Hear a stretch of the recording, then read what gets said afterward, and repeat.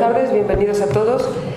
Lo primero, muchas gracias a la biblioteca por acogernos. Gracias también a Alfredo Piquer Garzón, del que luego hablaré, a Chari, la esposa de Jesús Hilario Tundidor, por lo bien que me recibe siempre en su casa y lo comprensiva que es con la poesía. Y sobre todo muchas gracias a Jesús. Soy Alicia Ares, la editora de Cuadernos del Laberinto. Este es el cuarto libro que Cuadernos del Laberinto edita Jesús Hilario Tundidor. Todo un honor, todo un placer para una editorial que se centra en la poesía. Y todo amante de la poesía española contemporánea sabe que Tundidor es un faro, sí. Es una luz que ilumina y da ejemplo con su precisión y sensibilidad, no solo a los lectores, sino también a editores, libreros, impresores, porque Tundidor sabe el oficio, y no solo el de escribir, como decía César Pavese, sino que también conoce todo lo que entraña el mundo del libro, sabe de sus ramajes por las caricias, sabe de la tipografía y oye las tintas prenderse en el papel por su sabiduría inmensa en todo lo que es y conforma la poesía. Además, Jesús Hilario Tundidor, por qué no decirlo y reconocerlo, es uno de los poetas más simpáticos y dicharacheros que conozco, y conozco muchos. Evidentemente que posee ese pecado, como él mismo lo llama, que es la melancolía, tan necesario para componer versos. Pero también es cierto que es uno de los poetas más simpáticos que conozco, repito.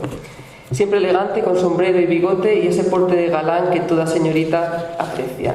Jesús no se queda en las florituras o en las apariencias, sino que nos revela un alma poética aún más elegante, más inequívocamente única, que siempre apuesta por la vida.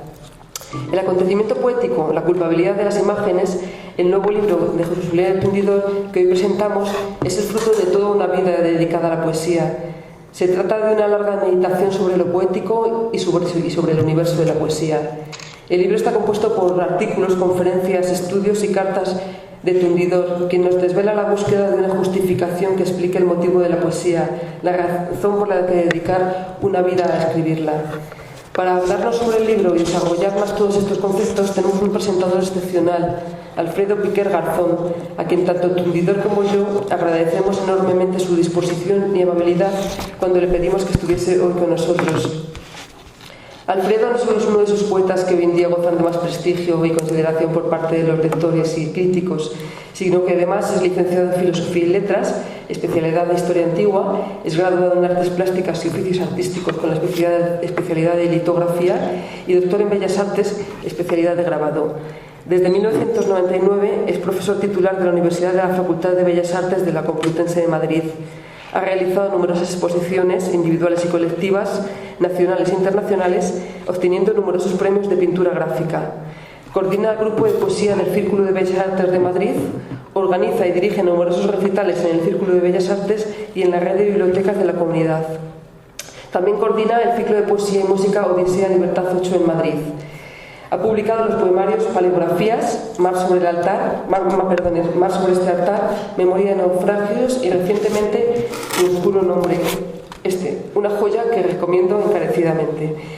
Le voy a dar paso y nos va a hablar en más profundidad sobre el libro y sobre la figura de Jesús Hilario Tundidor. Muchas gracias a todos.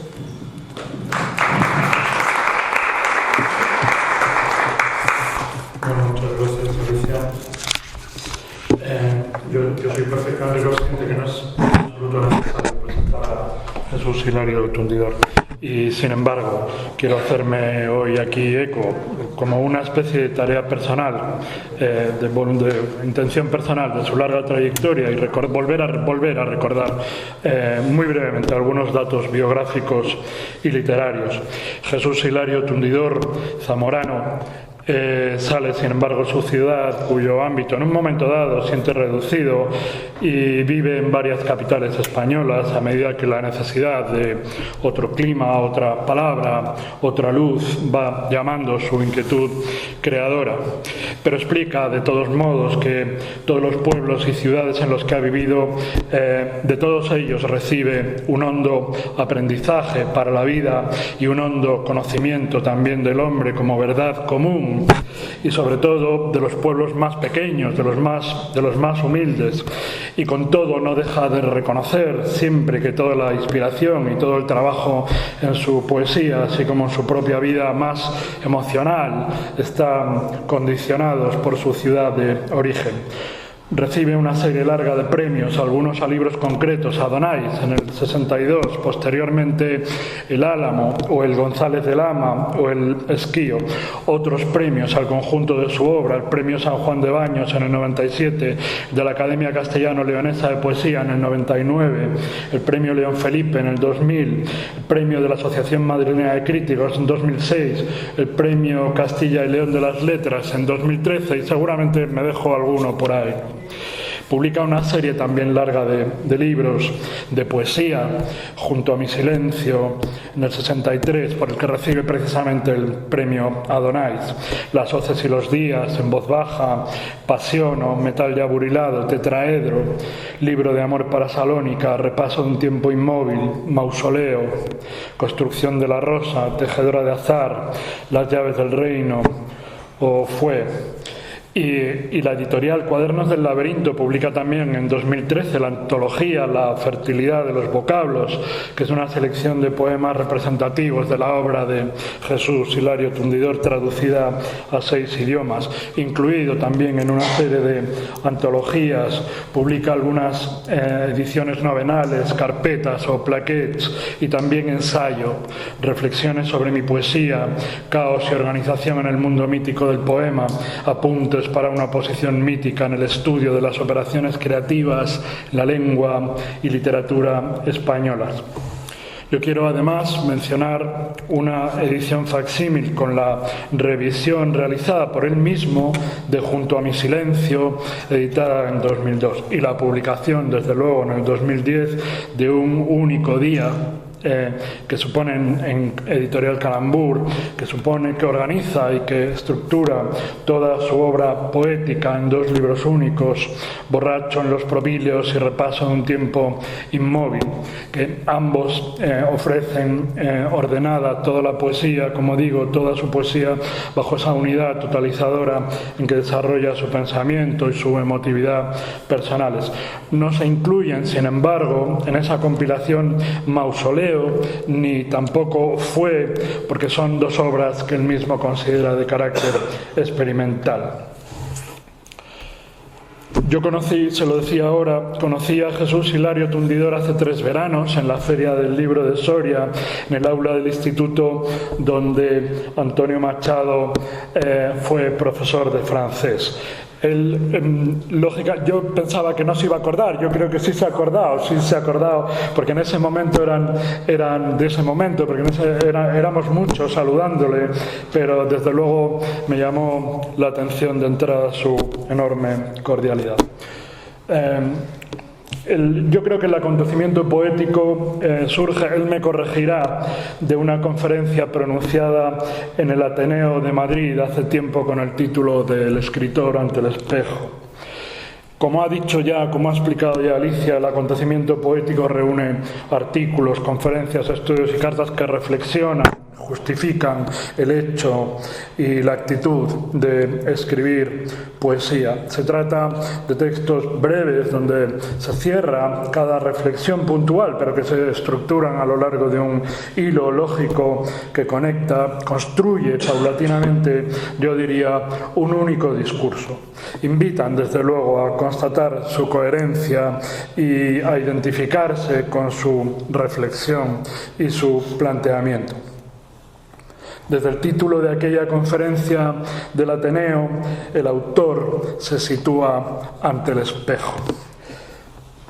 Pero dice, el autor no tiene más espejo, el hombre no tiene más espejo ante sí mismo que la nada. Y a pesar de todo, el poeta verdadero no claudica ante la tarea de organizar la realidad, interpretarla desde su propia emoción. Es un mago que nos contagia de esa pasión.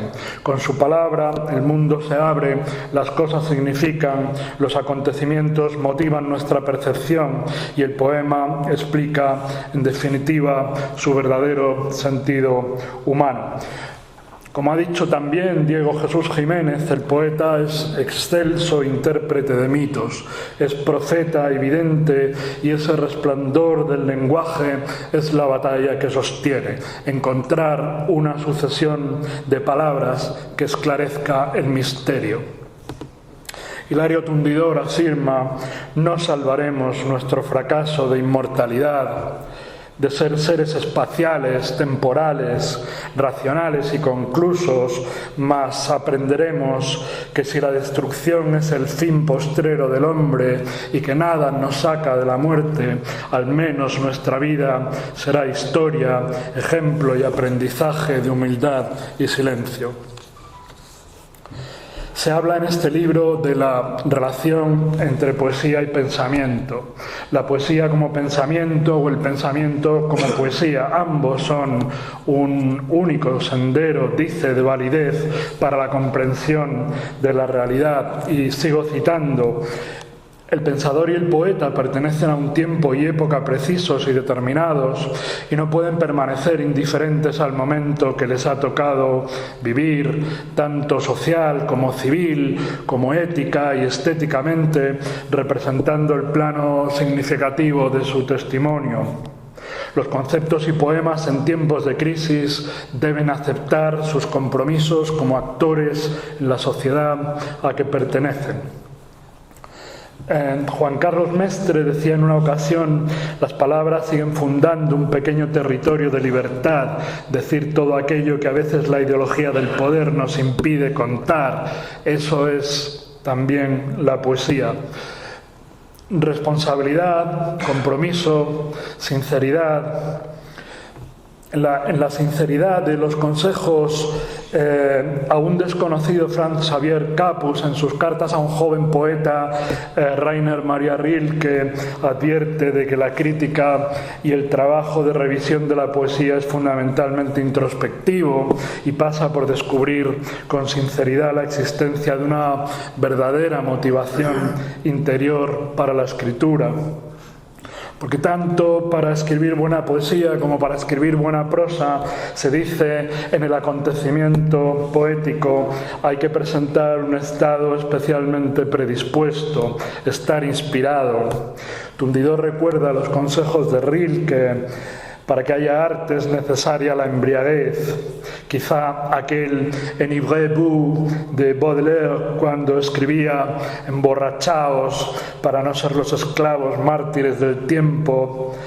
De vino, de poesía o de virtud es hora de emborracharse.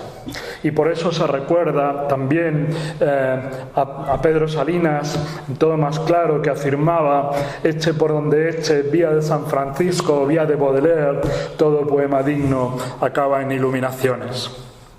Pues iluminación, trance o inspiración, porque esa borrachera, esa embriaguez como proceso de autotransferencia emocional es la entrega que el poeta hace de su vida para el ordenamiento del caos con que se presenta la realidad a su propia percepción. Dice también el autor en una entrevista: si entiendo por inspiración la lucidez máxima con que se realiza la inauguración de la posibilidad en un poema, creo absolutamente en lo que llamamos inspiración. Lamentablemente se malentiende considerándola como un soplo arcangélico en las orejas del escribidor, lo que es absurdo. Bueno, y dice en su poema Creación: toda la cercanía, esta sorpresa de la semántica, este tejido de las palabras con que se dan al mundo, reposa ahí bajo tu mano. Cómo sientes la vibración, el estremecimiento de la fábula, y concluye el poema: poesía esencial, única, viva, derramada desde el ser a las cosas, de las cosas al ser, convertida en pasión, oh prometida. Escribir poesía, por tanto, supone la contemplación del mundo como un suceso personal propio, pero la obra solo pertenece a ese autor en cuanto responsable de su nacimiento. Creo que fue Valéry quien dijo también que cuando la obra ha salido de las manos de su creador ya no le pertenece. Leer en un poema, dice Jesús Hilario Tundidor, leer un poema es reescribirlo personalmente, o nos produce produce emoción o no nos la produce. Jamás debemos abordarlo con presiones o pretensiones de razonamiento lógico y lineal que no pertenecen a la verdadera poesía. Recrear el verdadero sentido de la poesía es recrear el mismo poema en nosotros. Pero ¿dónde está esa culpabilidad de las imágenes a la que alude en el título de su libro? Porque la poesía es esencialmente palabra viva, y la palabra es semántica, significado, y son las imágenes y las metáforas las que organizan su originalidad, enraizándose en el subconsciente. Por eso la función de la metáfora es comunicar lo incomunicable, aquello que nos acerca a la realidad desde la intuición. Y no se sustrae el autor del libro a deslizar una muestra de cuanto afirma cuando redacta la frase. Originalmente, como buen viajero, el poeta inicia su camino buscando el poblamiento del cantar, desde el itinerario de la duda, la noche del silencio, hacia el camino de la luz, abriéndose a la claridad de la mañana en el ardor vivo de la palabra necesaria. El poema supone así una sutil aventura del espíritu, un viaje para un descubrimiento. Y es verdad que debiéramos quizá hablar de redescubrimiento más que de descubrimiento, porque la poesía no descubre, sino que desvela y conforma los distintos aspectos de lo que ya existe. Como la arena de un jardín zen donde agua, bonsáis o roca representan para el monje oriental la totalidad del cosmos, el poema es el ámbito que da sentido y unidad a la expresión poética, y cito también su propia metáfora en el libro El acontecimiento poético. Manuel Altolaguirre escribió: la poesía es mi principal fuente de conocimiento, pero la poesía es reveladora de lo que ya sabemos y olvidamos. Ella nos libera de lo circunstancial, de lo transitorio. La poesía salva no solamente al que la expresa, sino a todos cuantos la leen y recrean. De ese modo nos comunica hondamente en lo que nos atañe de modo profundo como género humano. Borges dijo también: en toda la poesía hay una temática que profundiza en una realidad psicológica y existencial que es común a todos los humanos, por tanto nos comunica hondamente. Y recuerda a Tundidor que decía Ortega que la poesía nos pone ante el rostro nunca visto del objeto de siempre. Por tanto, el poema verdadero, el poema conseguido, el poema logrado, se presenta con su propia personalidad, y el entusiasmo de esa constatación personal nos conecta al latido universal que permanece en el subconsciente colectivo.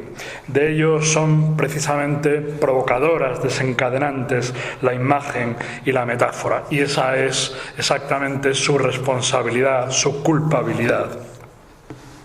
Entonces la tarea del poeta en este mundo disperso, caótico, que tal vez nos envuelve, es sentir la emoción que ese suceso provoca, que nos provoca, y devolverlo ordenado por la palabra y realizado en el ámbito preceptivo de la escritura.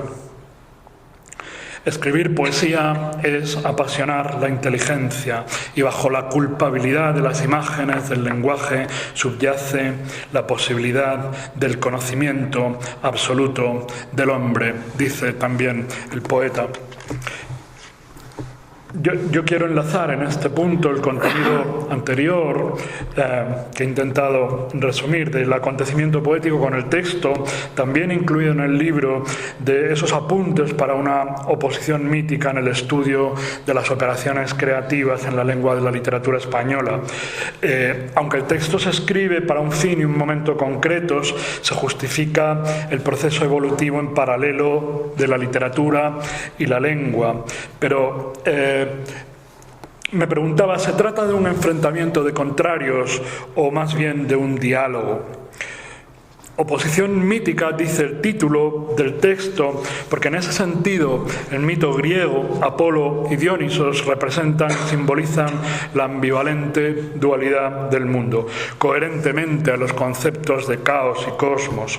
Se trae el mito, además, como paradigma del tránsito de las cualidades y la riqueza del idioma, de la lengua castellana, entre esos caracteres, ese carácter ambivalente de Apolíneo y Dionisiaco, siguiendo el hilo de la evolución del castellano, de la evolución histórica del castellano, desde su condición de sermo rusticus, de lengua vulgar, hasta su adopción consciente como lengua literaria por parte de don Juan Manuel y su conde Lucanor, allá por el siglo XIV, dos grandes grupos de series históricas, de autores, de autoridades, se escriben con claridad a uno o a otro aspecto, a lo apolíneo o a lo dionisiaco, y se establecen, Jesús Hilario Tundidor establece en ese sentido los ejemplos, los paradigmas del inicio, diríamos, de esa serie de autoridades, de autores, y establece, digo, esos paradigmas en la figura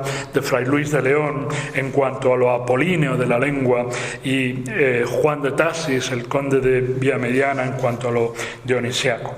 Ambos conceptos se enfrentan como contrarios que sirven de diferente modelo a ese diálogo literario, pero diríamos, son modelos o son conceptos irreconciliables, pues si la ebriedad de Baudelaire era un claro síntoma dionisiaco, Hilario Tundidor ya nos hablaba de tránsito. Su poema, Apolo ebrio, nos sorprende quizá con una conjunción de esos contrarios que, sin embargo, podría ser la metáfora del trance, de la actitud vital y profunda del poeta. Dice: la belleza está loca y el dios la ambrosía ha bebido, vaga por las alturas insomnes del poema, se mira en las acequias del verso y está solo y luciente y ebrio escucha.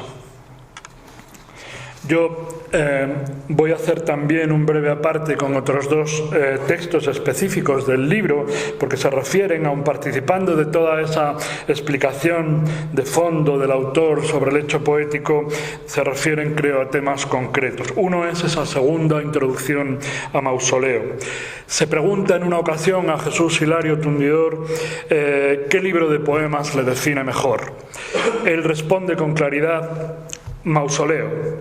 Mausoleo, por su mensaje, su redacción y su intento de comprensión del suceso fundamental de la historia. El suceso fundamental de la historia. Con referencia estructural al mito cristiano, de nuevo el mito en la raíz del hecho poético, y redactada en forma de prosa, la trama de Mausoleo está concebida en 6 estancias en que se estructura esa metáfora de la historia de la humanidad. Alguien dijo que Mausoleo es la epopeya cívico-religiosa del siglo XX. En su fondo yace la profunda fe en la salvación universal de la persona, porque, dice su autor, es necesario ofrecer al individuo histórico un destino donde las discordias y las desigualdades no sean admitidas y aparezca un nuevo sentido de la sociedad. Henos ya cercenada la ronda de los sueños, áridos como arena al sol, perdida la fe en el hombre, las estrellas del aire, el alma de otra más alta y digna fraternidad posible.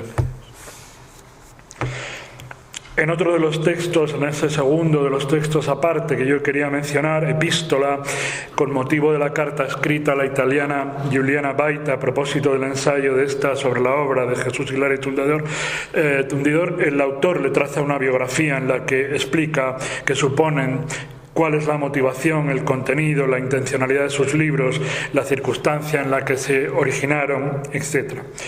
Otro texto más remata este libro bajo el epígrafe coda, del latín cauda, cola, conjunto de versos que rematan otros poemas o adición brillante al final de una pieza de música. Constituye esa cola un bellísimo texto sobre la luz vista, sentida, constatada en los diferentes lugares de la geografía española transitados y sobre todo sobre su significado poético, el sentimiento de esa luz como metafísica.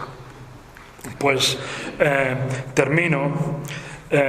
Se ha hablado con respecto a Jesús Hilario Tundidor de eficacia creadora, de responsabilidad en la palabra que construye una producción única en intensidad y en experiencia, que transmite una concepción introspectiva de la realidad desde una perspectiva poética singular, pero que implica en definitiva una clara innovación como síntoma de profundo amor a la vida. El pintor Antonio López decía que ante el dibujo no hay excusas. Seguramente el artista se refiere a esa necesidad estricta del conocimiento, de la destreza técnicas, pero también a la llamada ineludible del prurito creador. Jesús Hilario Tundidor reacciona del mismo modo ante la llamada del poema. Sobre la técnica sostiene el punto de vista equilibrado del sabio, no el vanguardismo vacío, rompedor porque sí, pero aún menos el conservadurismo o la reacción. La escritura se sostiene en un mundo de exigencias y leyes propias diferentes a las de la narrativa y por tanto se trata de géneros bien decantados históricamente, por mucho que en un momento dado, con sentido de intencionalidad concreta, experta, se puedan transgredir las fronteras. Medida y rima pueden ser auxiliares al verdadero poema, pero jamás forzamiento de una rima que califica de chatarrera. Me ha gustado, personalmente me ha encantado el término, o de una medida silábica sin ritmo interno, o el fragmento prosaico con caja de verso intentando dar gato por liebre. Escribe esencialmente para explicarse a sí mismo, dice, participando en el gran acontecimiento que supone la existencia y la misma vida, para existir y sentirse viviendo, para conocer y encontrar el sentido verdadero de la vida absurda, maravillosa, que nos encarcela, y para amarla y para encontrar la razón de ese amor y para saber que todos debemos concienciarnos de nuestra pluralidad en la unicidad múltiple del ser. El lenguaje, las palabras, los vocablos, en esa transgresión, ese rompimiento culpable de fronteras que las asocia lúcidamente en su fertilidad, abriendo, inaugurando nuevos significados. Y a propósito de todo ello, esa secuencia reflexiva, esta poética, donde Jesús Hilario Tundidor aporta su conocimiento de raíz eminentemente filosófica, yo remito a todas sus citas, no por ello menos inteligible, vienen desde luego a esclarecer, iluminar de modo personal pero objetivo el acontecimiento de la poesía.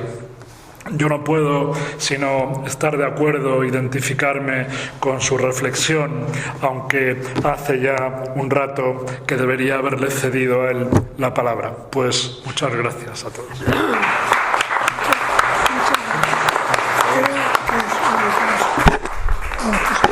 Más ácidas que hay escrito. No se compra. Gracias, Jesús. Hemos trabajado un poco, de verdad. Y sobre todo este libro, yo ya lo puedo.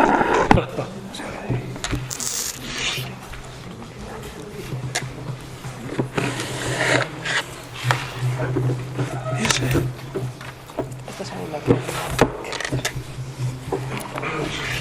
Bueno o malo. Yo, ¿qué coño voy a decir ya? Sobre este libro, creo que ha hecho una exposición como la que a mí me hubiera gustado o me vaya a gustar cuando la haga alguien. Es inteligente, es precisa, lingüísticamente perfecta. Y yo ¿qué coño eso voy a hacer con un libro que también lo ha abierto él ante vosotros? Solo cuando lo leáis veréis que yo me quedo corto. Te doy las gracias. Como hay mucha gente, por ejemplo, los Talé y tal, Fernando Primo, que se moriría porque dije que era mi albacea. Bueno, es un tablero que lleva mis cosas, que le habrá gustado mucho, ¿verdad? Y que habrá que pensar si tú quieres que lo publiquemos. Bien. Bueno, yo de verdad que ya no me atrevo a deciros nada. Pensaba daros, ya veis cómo hablo por otra parte. El día se ha hecho un poco, estos días que me gustan a mí para pasear, pero no para hacer un acto ni para estar aquí. Pues bien, yo voy. Es verdad que Alfredo Piquer nos conocimos. ¿Tú dónde eres? En Madrid. Ah, pero fue en Soria. No, ya lo sé, en la Feria del Libro. Sí. Perfectamente. Ya te lo dije antes. Es que tú, como yo, tenemos, no sé si valdremos, tú por luego vales fenómeno, yo no lo sé, pero nuestro físico ahí queda. O sea que, bien. Y sobre todo, guapos y físicos intelectualmente, que es lo que más. Pues bien, yo traía muchas cosas aquí, no muchas, tampoco. Espérate a ver dónde tengo este reloj. He perdido los dos relojes. El que le iba a dar a mi nieto, uno de esos de cadena, que se lo compré para él, y el otro de pulsera. Así que mira, te rollo que estoy ya de pureta, porque el otro solo lo llevo para necesidades, para ver la hora.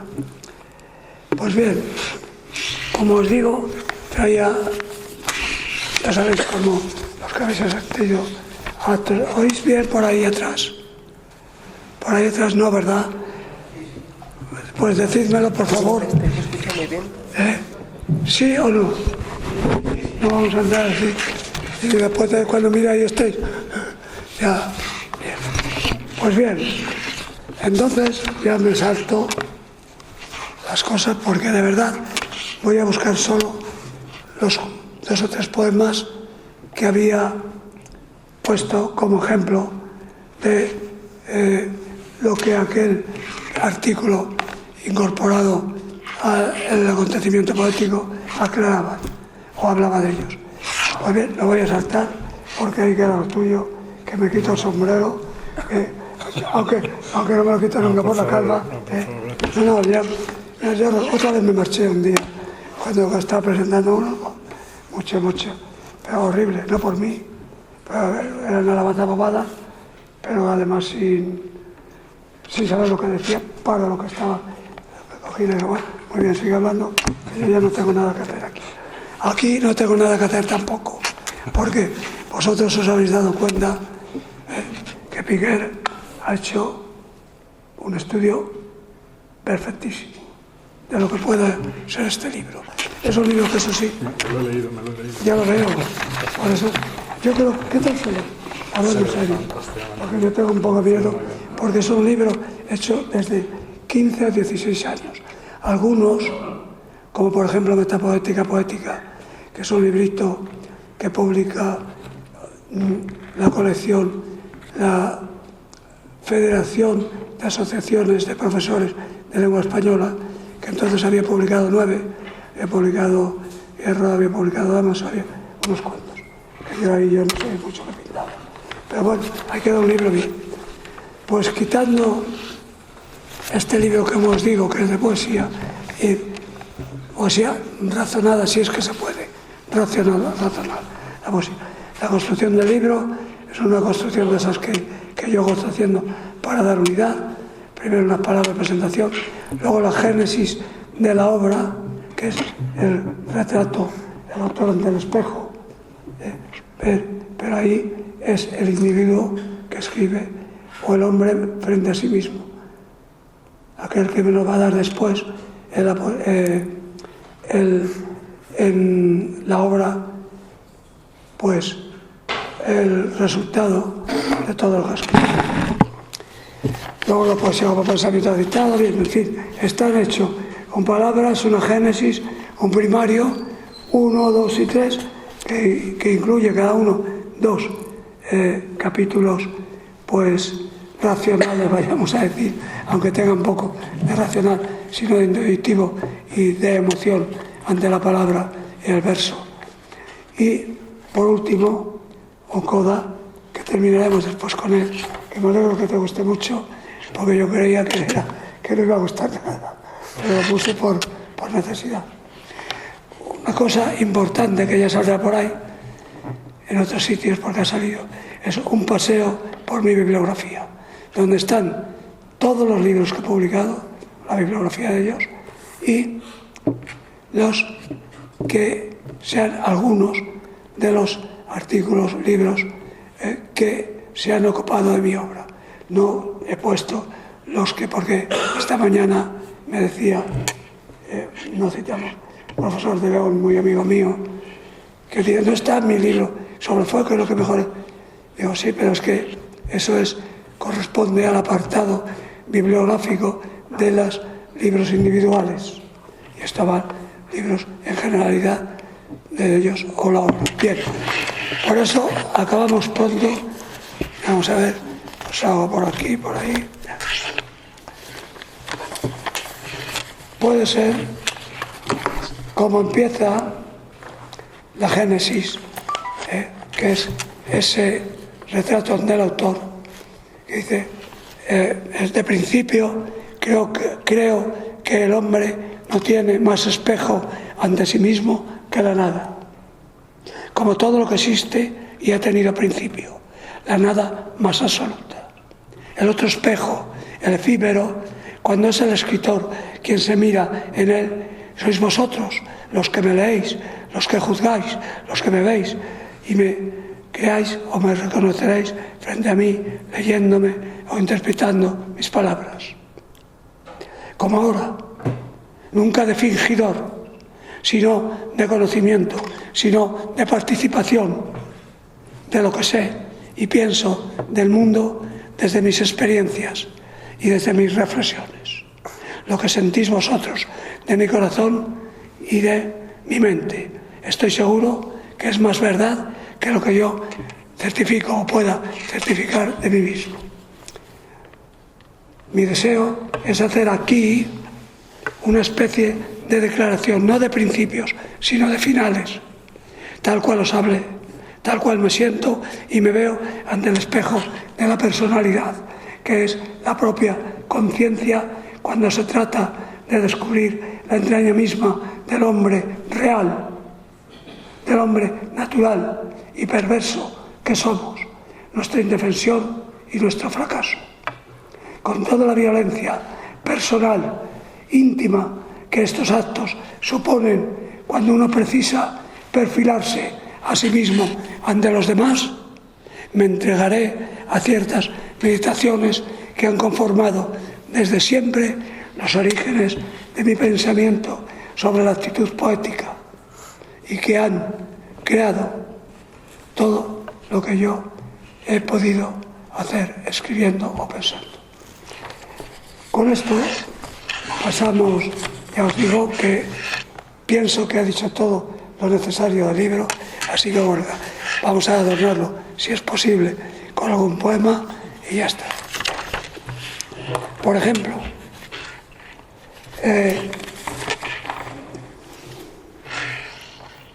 algo muy importante para mí ha sido siempre el origen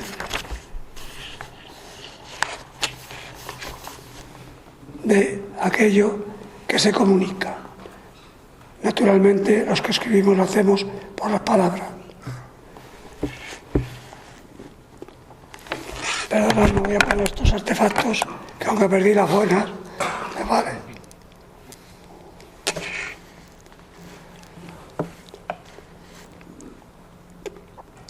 La voz, que ocupa la página 50 de mi libro Lectura de la Noche.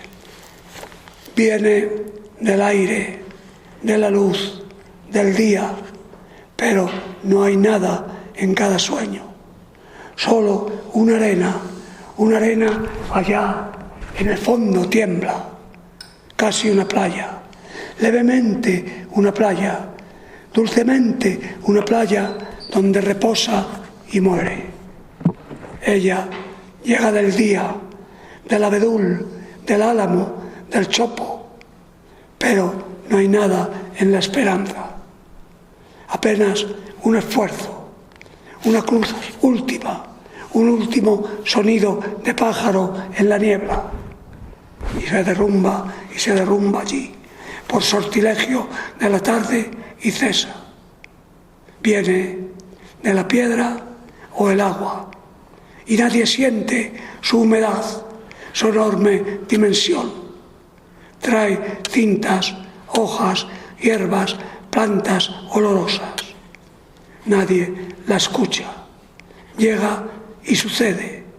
Sucede entonces cuando se hace lenguaje el corazón y canta.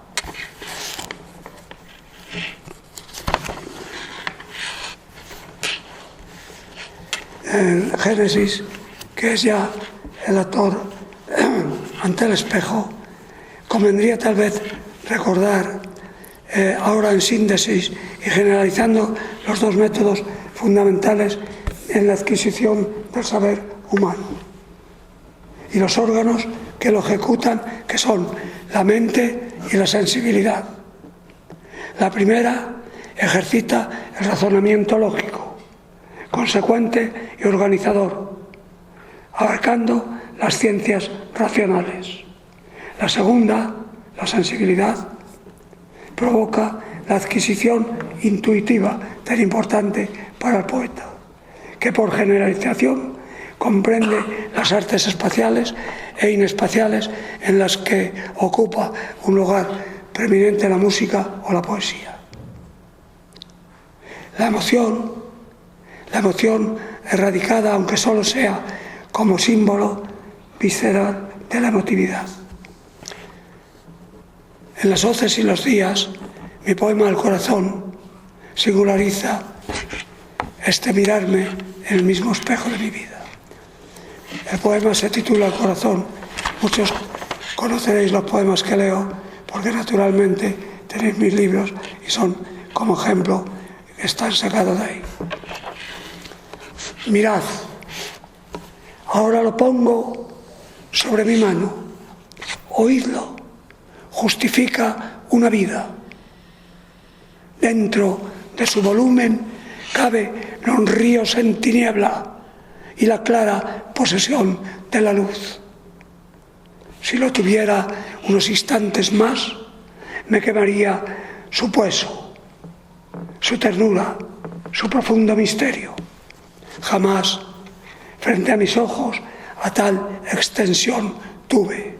Aquí el presentimiento, allá las sombras, el largo cauce, el júbilo, la dicha mortal y repasada, y ocupando su contorno o distancia, el agua siempre ávida de entregarse, el buen amor que nunca termina concedido.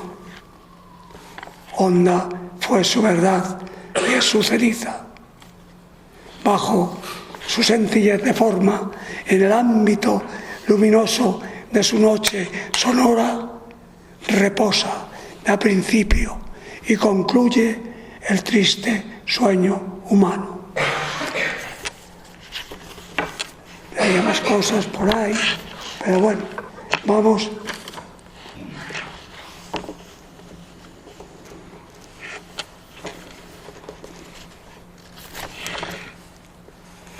a recitaros un poema. No lo tenía, pero basta que lo haya citado por audio, que es un ejemplo clarísimo de lo que ha expuesto Piquer. Pero son poemas distintos.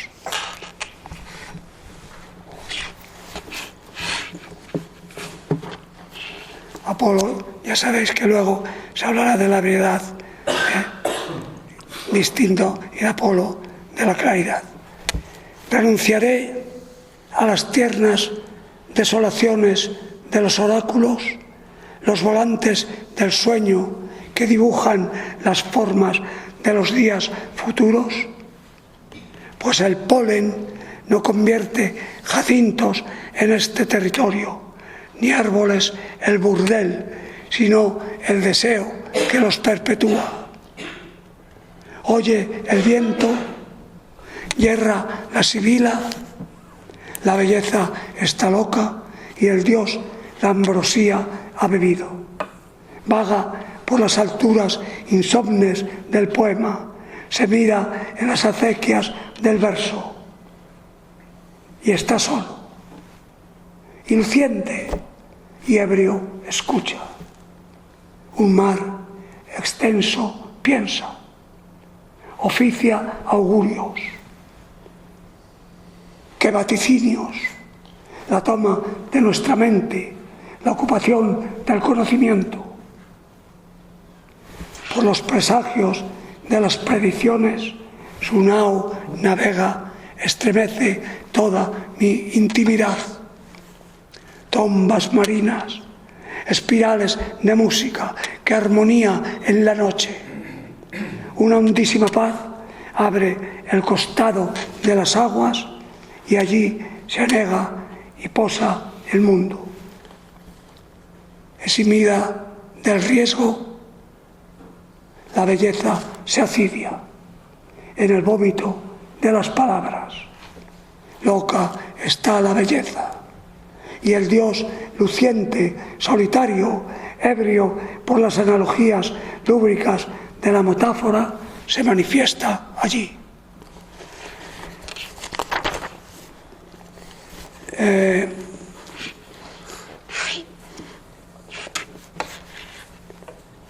El vuelo del albatros. No debemos olvidar, sin embargo, a pesar de todo esto que acabamos de decir, que según he expresado en el poema el término lingüístico libera los ámbitos del significado y abre el ritmo fonético de los significantes, presentándose con su propia personalidad y organizando muy a menudo sus propias leyes constructivas en el verso, como ha leído y ha explicado perfectamente Piquer. Más allá de sí mismo, el poema se nos ofrece como una pluralidad de posibilidades de significado en la lectura, no obstante ser único y definitivo en su objetividad formal. El vuelo del albatros.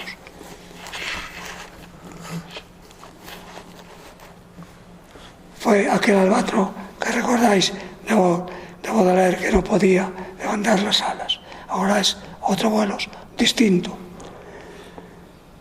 Tu pensamiento llenas arcana aún la presencia del mundo, de luminosidad los mástiles y foques en el amanecer. Todo emoción en el subir del vuelo. Brazos míos, alas mías, como el albatros en la altura y la precariedad de sus presagios que intuyen las tormentas. Descripciones que no tienen sentido. Dibujar en la bruma de media aurora la tiniebla poderosa de Dios. Y al contemplar lo oscuro, lo callado y no saber de qué, ya para qué, de qué servirá todo. No adivinanza, pasión por lo existente, la realidad, la tierra, el fuego que más arde. ¿Qué esperas? ¿Qué has estado esperando? Vuelas y nunca habrás sabido, querido por las nubes, caerás al cabo sobre la llanura de las cosas perdidas, o en la montaña, o en la turbia bahía del silencio, donde ya no hay mareas.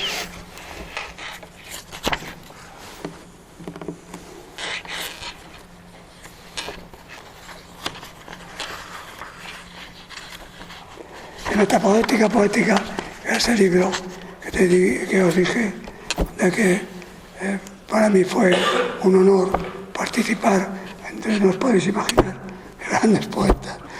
Yo hice un libro que me costó trabajo, pero creo que los comentarios que tuvo merecían la pena por él.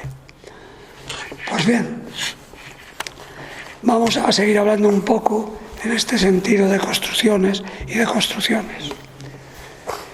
Pasar de ser, como hemos visto, una mera subjetividad emocional a causar un símbolo permanente de estructura superior hacia una indagación metafísica en el acontecimiento humano, a mí me parece que esta es la función primaria y elemental del verdadero poema. El poema se titula Configuración, como es un poema prólogo de uno de los libros míos, como quien bajo un árbol se guarece de la lluvia y se cala, y así la lluvia entra lloviando en el paisaje de su espíritu y hace su carne resistente, el mundo. Luego, al lucir del sol, su pensamiento en íntimo arco iris se deslumbra, más poderoso que la luz de fuera, y translúcido siente que la cosa, la realidad y la pasión, la vida. Y él es feliz, pues sabe que aquel orbe en la movilidad del tiempo esquivo jamás enfriará la luz de invierno.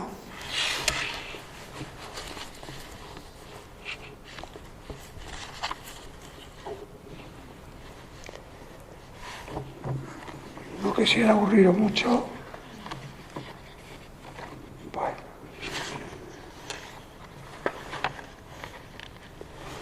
La culpabilidad de las imágenes.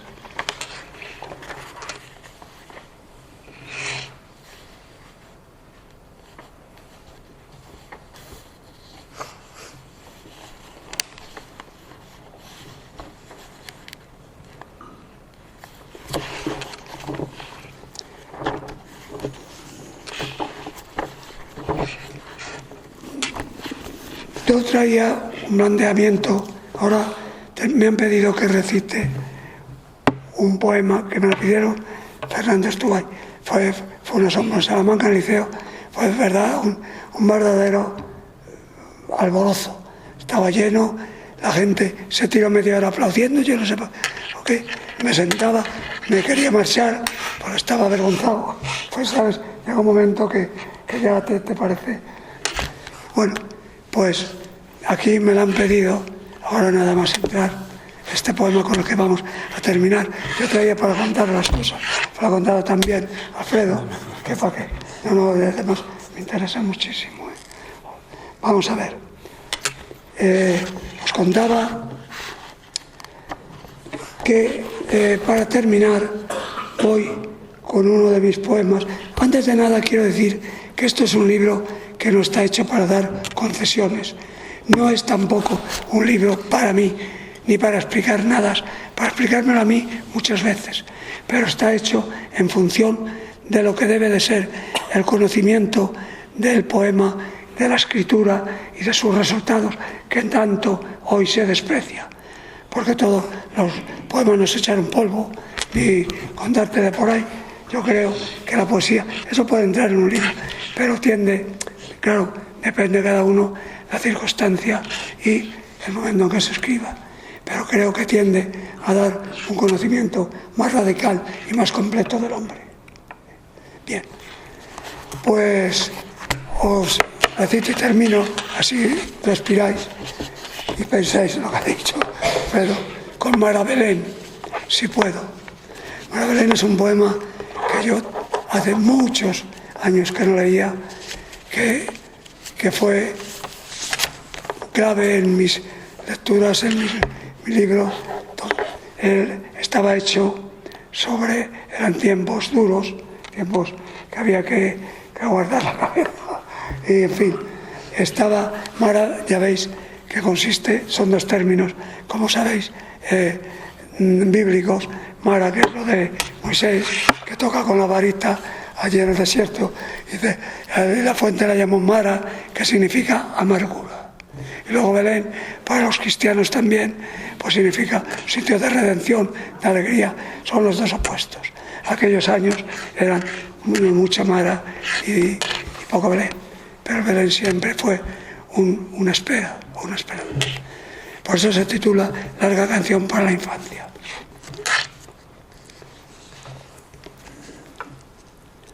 A ver si no puedo, tendré que callar. A ver si puedo leerlo entero, porque no se aburra.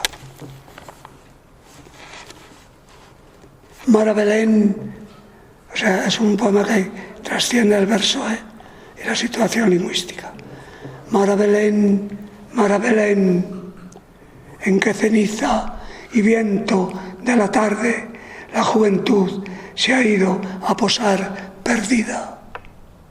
Dime, Mara Belén, si es ya la noche, si un hombre puede estar solo y distante, si es remota la luz, si tiene vuelo. La luz, Mara Belén, la luz tan tuya que ahora en los olmos de mi patria falta. Tanto que faltaba. Dime si es hora de morir el sueño, si el cribazo o la harina o la ternura han llegado a su edad, si no hay manera de ser abierto a blanca mar un río y en vuelo lentejuelas en relumbres destellando en la cresta de las olas. Dime, Mara Belén, Belén del sueño, desvelar la memoria tan luciente. Mara Belén, la vida se ha hecho mayor en nuestro pecho y duele.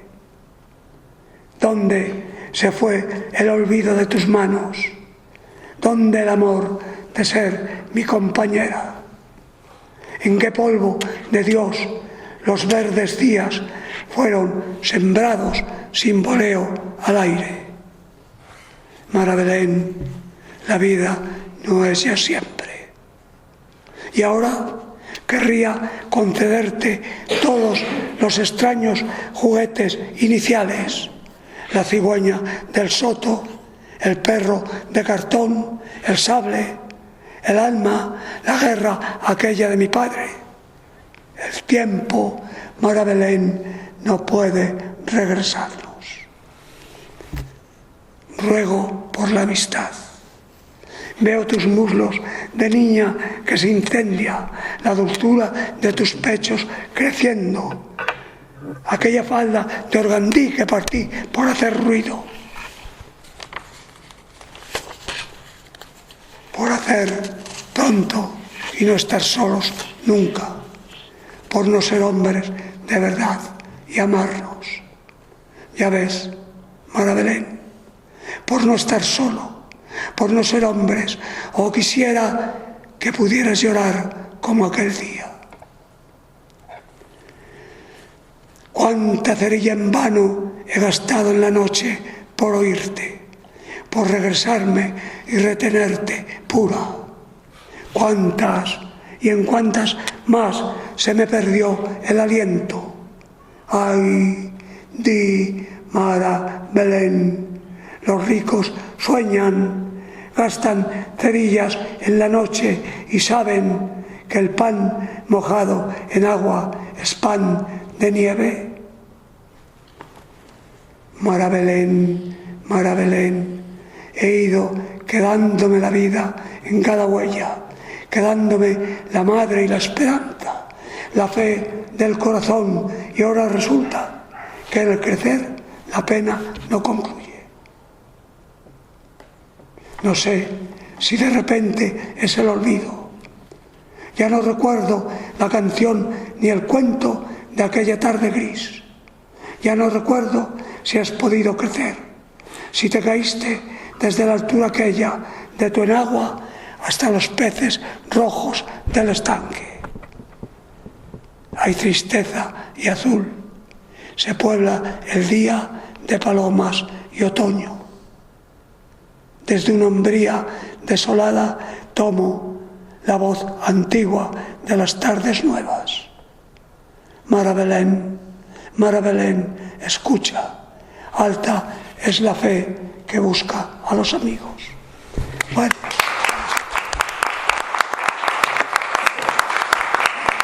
Vale. Gracias a ti. Muchas gracias. Ya no puedo hablar. Yo me pido un domingo llamado. No, por favor. Ojalá no me lo has hecho. Si yo casi no tenía tiempo. Muchísimas gracias, Créeme que me ha costado bastante. Pero lo he hecho en honor de los que habéis venido contra viento, marea, lluvia y agua, en que yo casi no he podido mandar, ya lo sabe aquí la señora editora,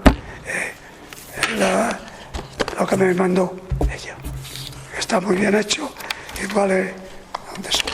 Si tenéis algo que decir, decís, si no, pues ya sabéis. El libro, desde luego, no es un libro aterrador, a pesar de lo que parece.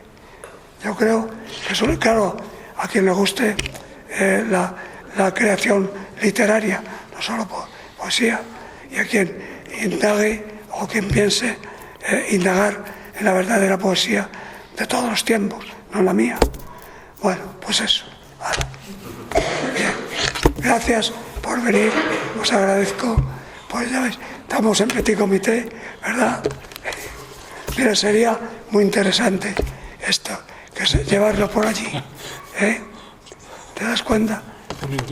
El hombre ha dejado, que es el que tiene el círculo de Bellas Artes, es el que lleva todas estas cosas. Lo que he hecho ha sido, yo creo, y venía con complejo, porque lo que he hecho ha sido simplificar un poco, empobrecer un poco una reflexión que es muchísimo más profunda, muchísimo más honda, muchísimo tal. De todas formas, yo me he enrollado bastante, pero quiero añadir solamente que todo el libro es una poética y esas cuestiones sobre poesía que nos planteamos, yo creo un poco todos, y no llegamos a responder. Yo creo que tú la respondes con hondura, con claridad y con muchos años. O sea que, es un libro a leer de todas formas. O sea que, muchas gracias a ti. Muchas gracias a ti. Así que un honor. Bueno, pues eso. Si no te eres... Hombre, claro, si estoy yo. Este es un libro que me regaló Alicia. Muchas gracias a todos por venir.